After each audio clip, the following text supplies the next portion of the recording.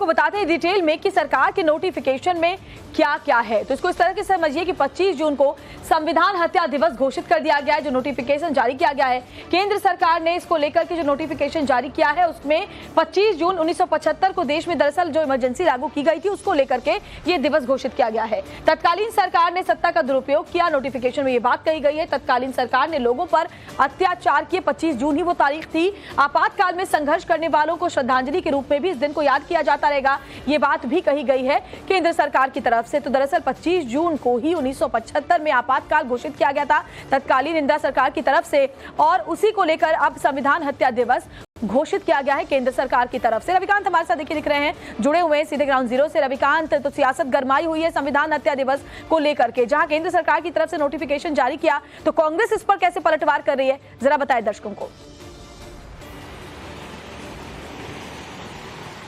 देखिए श्वेता, सबसे महत्वपूर्ण सवाल ये उठता है कि आखिरकार भारत सरकार को इस बात की जरूरत क्यों पड़ी कि 25 तारीख को संविधान हत्या दिवस के रूप में उसका गजट नोटिफिकेशन उनको जारी करना पड़ा।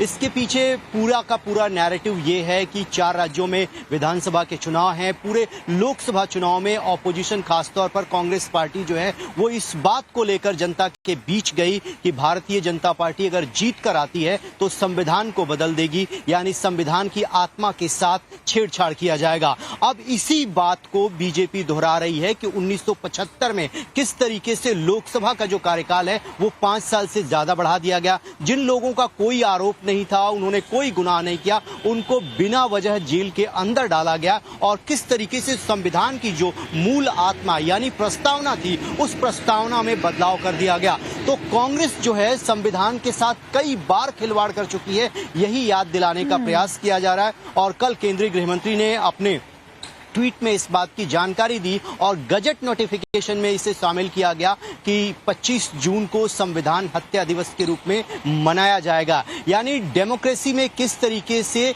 लोकतंत्र की हत्या की कांग्रेस पार्टी ने, अब ये बताने का प्रयास है। दूसरी तरफ कांग्रेस पार्टी पूरी तरीके से हमलावर है। उनके पार्टी के राष्ट्रीय अध्यक्ष ये कह रहे हैं कि पिछले 10 सालों से अघोषित इमरजेंसी है, बार बार सरकार जो है संविधान को अपने तरीके से तोड़ मड़ोड़ कर पेश करने का प्रयास करती है। अब दोनों तरफ से श्वेता ये जो लड़ाई चल रही है ये परसेप्शन की लड़ाई है कि संविधान सही कह रहे हैं, अगर इसको इस तरीके से समझें, क्योंकि रविकांत लोकसभा चुनाव में भी कांग्रेस ने संविधान बदलने वाली बात को प्रमुखता से उठाया था, और कई ऐसी सीटें हैं जिस पर कांग्रेस पार्टी ने यह दावा भी किया कि इस बात का उन्हें फायदा भी मिला है। और जैसा कि आपने बताया, क्योंकि आगामी विधानसभा चुनाव जिन राज्यों में होने हैं वहां पर भी ये फायदा कांग्रेस ले सके, इसको लेकर पहले वहां पर ये पूरी की पूरी स्ट्रैटेजी बनी, और उसी स्ट्रैटेजी के जवाब में एक बहुत बड़ा कदम केंद्र सरकार की तरफ से लिया गया है।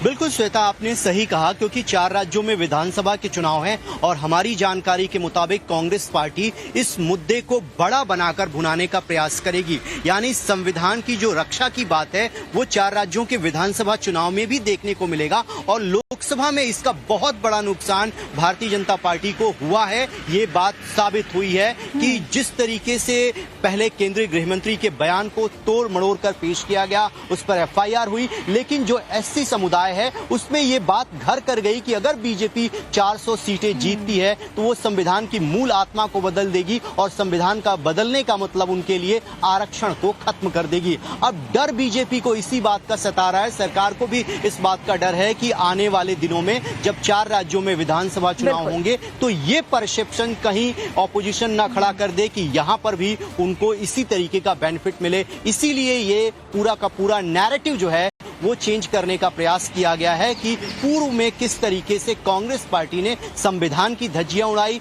लोकतंत्र का सबसे काला अध्याय इमरजेंसी है, और वो इमरजेंसी कांग्रेस पार्टी ने लगाई, 5 साल का कार्यकाल बढ़ाया, लोगों को जबरन जेल में डाला। इस बात को याद दिलाने का प्रयास किया जा रहा है ताकि ये नुकसान अब आगे ना झेलना पड़े। बिल्कुल सही कह रहे हैं रविकांत, बने रहे हमारे साथ। कुछ और जानकारियां अगर दर्शकों को इससे जुड़ी हुई दें तो देखिए, बड़ी बात तो रविकांत कह ही रहे हैं, लेकिन जो 25 जून को ये दिवस का नोटिफिकेशन जारी कर दिया है, उसको लेकर के अब कैसे लगातार सियासत हो रही है उसको ऐसे भी समझिए कि दरअसल केंद्र सरकार ने 25 जून 1975 में जिस दिन आपातकाल घोषित किया गया था उस दिन को संविधान हत्या दिवस घोषित कर दिया है नोटिफिकेशन जारी करके।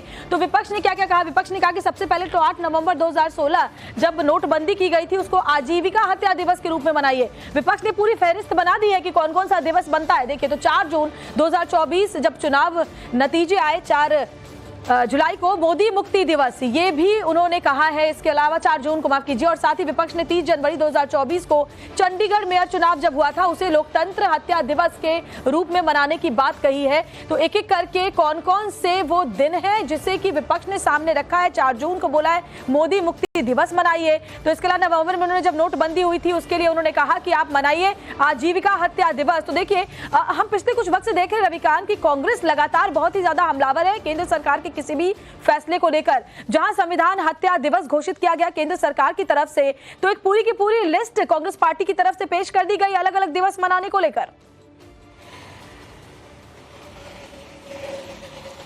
देखिए श्वेता, हमलावर होने की एक वजह है क्योंकि जिस नैरेटिव को लेकर इंडिया अलायंस और खासतौर पर कांग्रेस पार्टी चुनाव में गई और उसका बहुत फायदा कांग्रेस पार्टी को मिला और उनकी स्ट्रेंथ जो है 99 के आसपास पहुंची है और 240 की स्ट्रेंथ है इंडिया अलायंस की। उनको लगता है कि ये नैरेटिव जो है वो आम जनता से जुड़ा हुआ है और जिस तरीके से एक तरफा फैसले लिए गए हैं 10 सालों में, ऑपोजिशन को कहीं भी किसी भी फैसले में एक साथ नहीं रखा है और ऐसे में अब उनके पास ये मौका है कि जो मनमाना फैसले संसद के अंदर लिए गए, सरकार के द्वारा लिए गए, उन फैसलों को रोका जा सके क्योंकि उनकी स्ट्रेंथ पहले की तुलना में बहुत ज्यादा बढ़ी है। और राहुल गांधी जब से ऑपोजिशन के लीडर बने हैं लोकसभा में तब से उनको लगता है कि विपक्ष जो है वो पूरी तरीके से एकजुट है और खड़ा होकर उनको ऐसी पॉसिबिलिटी लगती है कि आने वाले दिनों में जब जनता फेडअप होगी तो इंडिया अलायंस की एक चांस बनते हैं और राहुल गांधी आने वाले दिनों में देश को लीड कर सकते हैं। तो दोनों ही तरफ से अपने अपने दांव, राजनीतिक दांव चले जा रहे हैं। देखना होगा रविकांत कि आगामी विधानसभा चुनाव में किसका दांव ज्यादा बेहतर साबित होता है। फिलहाल इस मामले पर राजनीति गरमाई हुई है। चलिए आपके जरिए आगे भी जो खबरें हैं, अपडेट्स हैं वो पहुंचाएंगे दर्शकों तक। फिलहाल बहुत बहुत शुक्रिया आपका।